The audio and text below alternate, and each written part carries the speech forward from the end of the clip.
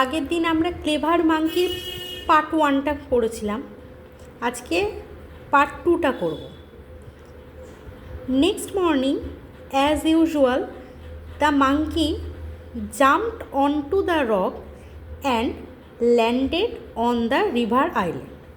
তাহলে তার পরের দিন সকালবেলা প্রতিদিনকার মতো বাঁদরটা কী করলো, পাথরটার উপরে লাফালো আর সেখান থেকে আবার নদীর মধ্যে যে দ্বীপটা ছিল সেখানে চলে গেল।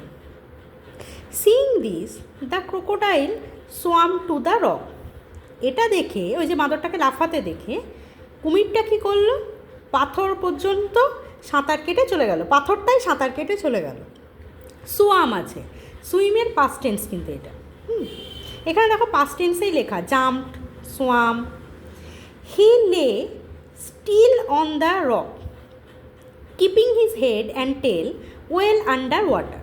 এবার কি বলছে, সে সোজা হয়ে রকটাতে শুয়ে পড়ল আর মাথাটা আর লেজটা ওয়েল আন্ডার ওয়াটার মানে ভালোভাবে আর কি, ভালোভাবে জলের তলায় রেখে একদম পুরো টান টান সোজা হয়ে পাথরটার উপরে শুয়ে পড়ল।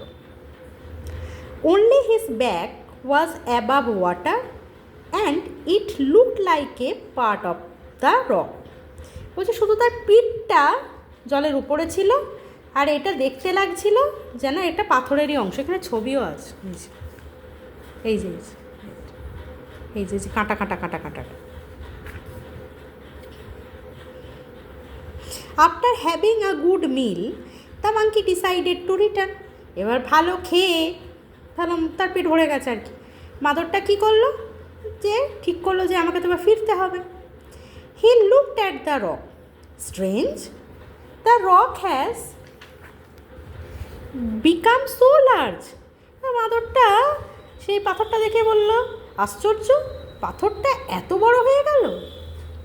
হি thought it wasn't so big when I came here. সে ভাবলো আমি যখন এখানে এসেছিলাম তখন তো এটা এত বড় ছিল না। Possibly that crocodile is playing a trick again. বলছে সম্ভবত, পসিবলি মানে সম্ভবত, সেই কুমিরটা আবার একটা কিছু চতুরতা করছে, ট্রিক, চালাকি করছে। হি ইজ লাইং দেয়ার, এখানে হি ইজ আছে, অ্যাপোস্ট্রফি এস মানে হি ইজ, হ্যাঁ, he is lying there pretending to be a rock, বা হি ওয়াজ বা ইজ সেটাকে ছোটো করে বোঝানোর জন্য অ্যাপোস্ট্রফি দিয়েছে। আচ্ছা, বলছে ও এখানে শুয়ে আছে রক সেজে, মানে প্রিটেন্ডিং কথার মানে ভান করা, রক বা পাথর সেজে বা পাথরের ভান করে ওই এখানে শুয়ে আছে, বুঝতে পেরে গেছে চালাকিটা। The monkey made up his mind very quickly. এবার বাঁদরটা তার তাড়াতাড়ি বুদ্ধি ভেবে নিল, বা মেড আপ হিজ মাইন্ড মানে ঠিক করে নিল সে কী করবে। He shouted, hello rock, my dear friend, you look quite big today and you didn't welcome me today as you always do, are you angry with me. তখন সে চিৎকার করে বলল, হ্যালো রক, হ্যালো পাথর।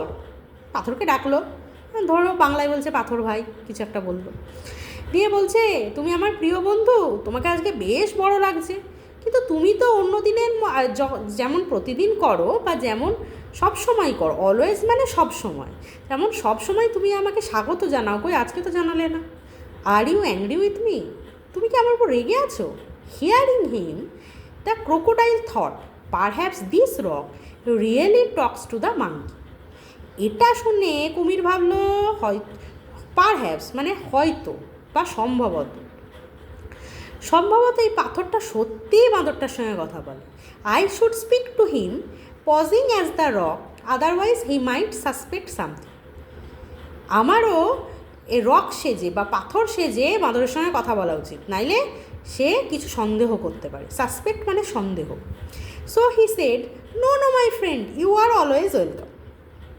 তখন অতি চালাক, এবার সে চালাকি করে কি বলল, না না বন্ধু, তুমি সবসময় স্বাগত।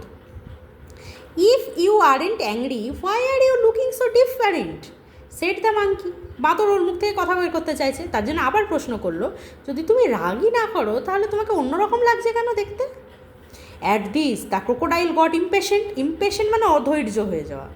হ্যাঁ, এবার এই কথাটা শুনে কুমির খুব অধৈর্য হয়ে গেল। He raised his head above water and said, I am not a rock you stupid, I am a crocodile, I am going to eat you up very soon. বললো, আমি পাথর নই বোকা, আমি কুমির, আমি তোমাকে খুব শীঘ্রই খেয়ে নেব। The monkey realise that he could not return home like all other days. এবার বাঁদরটা বুঝতে পারলো বা অনুধাবন করা, রিয়ালাইজডের অ্যাকচুয়াল বাংলা মানেটা হচ্ছে অনুধাবন করলো বা বুঝতে পারা, যে অন্য দিনের মতো আজকে ফেরাটা কিন্তু মোটেই অত সহজ হবে না। So he made another plan, he said, সে একটা অন্য পরিকল্পনা করে ফেললো এবং বলল, my friend crocodile, I am so sorry, why did you do all this to catch me? Just open your mouth wide, I will jump straight into your mouth. তখন সে বলল, কুমির বন্ধু, তো আমি খুবই দুঃখিত, তুমি এত কিছু কেন করছো আমাকে ধরার জন্য? তুমি তোমার মুখটা হাঁ করো বা মুখটা খোলো, ওয়াইড ওপেন মানে মুখটা পুরো খোলো আর কি। আচ্ছা, আমি তোমার মুখের মধ্যে একদম সোজা লাফ মেরে ঢুকে যাচ্ছি।